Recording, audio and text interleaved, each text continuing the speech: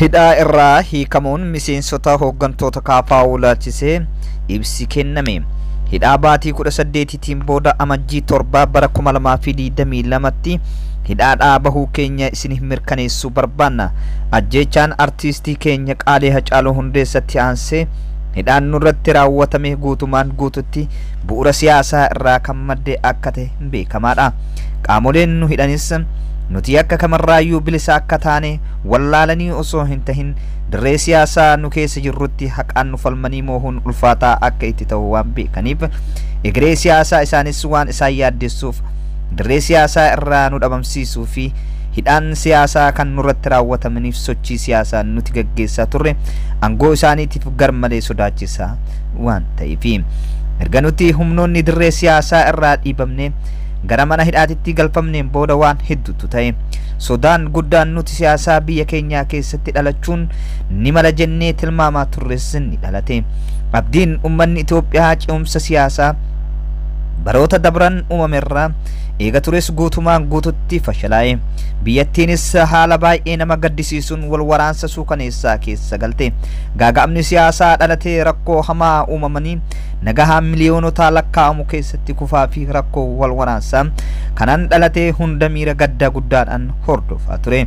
Hariiroon uummattoota biyyattii jidduu jiru burkutaawee biyyattiinis saffisaa ol aanaadhaan gadi konkolaataa yeroo arginu mana hidhaa keessa teenyee wanti godhuudhaan jennu gadduu fi guyyaan fooyya'aan akka dhufuuf hawwuu fi rabbiin kadhachuu qofa ture. Keessumattiyyuu yakkoota suukaneessoo sabaa fi sablammoota naannolee biyyattii kanneen akka Oromiyaa, Tigraay, Beenishaangul Gumuz, Affaarii fi Amaaraa keessatti jiraatan irratti raawwatamaniin gadda guddattu nutti dhagama. Gaaga'ama siyaasaa biyyattii keessatti uumamee fi balaa hamaa baatiiwwan 13 dabran keessa mudatee of duuba deebi'anii sirreessuuf yeroon isaan baay'ee barfattuudha. Isa waan wal aanaa gaafachiisu hin qabu. Haa ta'u malee hammamuu dhiphatus badiin biraa akka hin uumamneef hambisuuf nagahaa fi tasgabbii deebisanii dhugoomsuun hawaasa ummattootaa walitti araarsuu fi biyyattii deebisanii ijaaruudhaan carraa ni jira jennee amanna. Kana godhuudhaaf garuu qaama hunda biraa fedhii dhugaa bu'uura godhatee hirmaannaa onnee fi qalbii guutuun taasifamuu fi murannoo fi kutannoo waan kana dhugoomsuuf qabaachuu gaafata. Bu'uurumaa kanaan akka dhaaba keenyatti jijjiiramni adeemsaa gama mootummaatiin mul'ataa jiru kan waraana leellisu baroota lamaa oliif ture irraa gara rakkoo uumamaa nagaatitti furuu irratti fuulleffataa jiru. Akka tarkaanfii gaariitti fudhanna.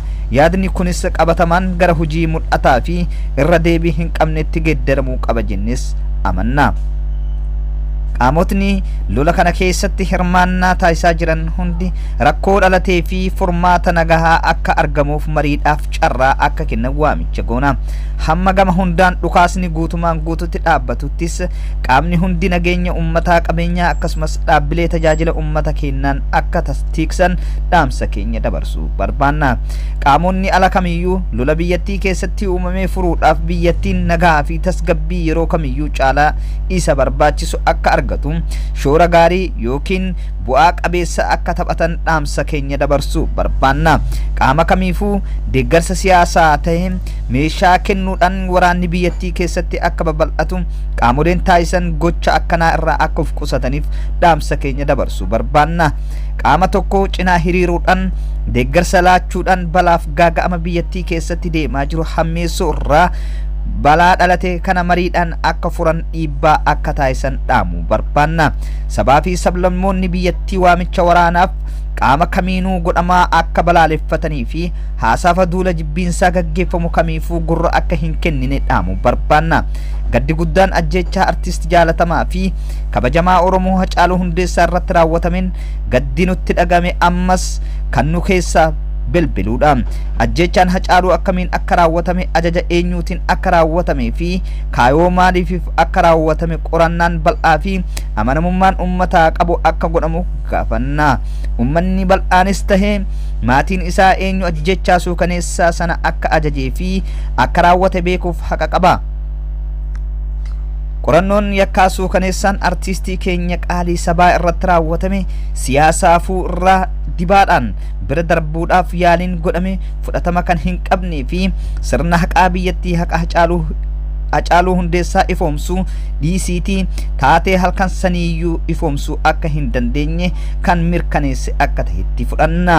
Kanaafuu akka idil addunyaatti gareen walabaa ta'e hundeeffamee qorannaan walabaa fi haqam gaggeeffame akka dhugaan isaa bahu gaafanna. Hidhamtoonni siyaasaa biyyattii keessatti sadarkaa gubbatti hanga jalatti jiran miseensota dhaaba keenya, deeggartoonni keenya, hooggantoonni ABO, gameeyyiin miseensonni ABO, hidhamtoonni siyaasaa kumaatamoon lakkaa'aman, gaazixeessitoonni, rogeeyyiin akkasumas qaamoleen sababa siyaasaa qofaaf labsii yeroo muddamaa kanaan wal qabatee hidhaman hundi hal duree tokko malee akka hiikamanis gaafanna. Akka dhuunfaattis taheen akka dhaabbata qabsoo karaa nagaa gaggeessaa turre itti fufuudhaan mirgi ummataa fi Oromootis kan sabaa fi sablammoota biyyattii kanaa dhugoomsuuf akka hojjennu irra deebisnee isinii mirkaneessu barbaanna. Akkuma dhumarrattis qaamotaa fi namoota dhuunfaa ji'oota 18 waliif nu cinaa dhaabbatan maatii keenya kanneen yeroo hunda fuula ifnanaatiin nu kunuunsaa turan, warreen guyyaa hunda heddumminaan dhufanii nu dubbisaa turan, hiriyootaa fi deeggartoota keenya kanneen akka nuti gadi lakkifamuuf sagalee nuuf ta'a turan, abukaatowwan keenya kanneen kafaltii tokko osoo nurraa hin barbaadin gootummaa fi gammachuu guddaadhaan qulqullummaa keenya nuuf falmaa turan hundinuu galanni keenya onnee keenyarraa maddee isin haa qaqqabu jechuun barbaanna. Keessumattiyyuu abukaatoo seeraa keenya osoo nuuf falmu aarsaa ol aantuu nuuf jecha kafale Obbo Abduu Jabbaar Huseeniif galata guddaa galchuu barbaanna.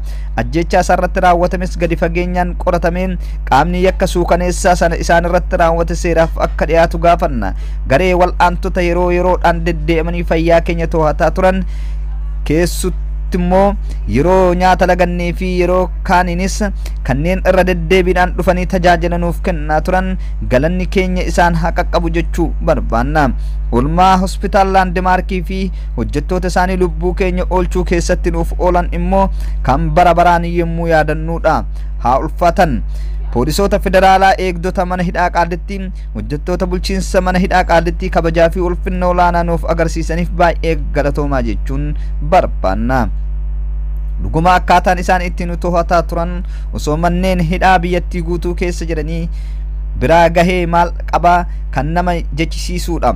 Onnirraa galatoomaa isiniin jechuu barbaanna. Qabsoon itti fufa. Koongirasii Federaalistii Oromoo KFO Finfinnee amajjii 3 bara 2014.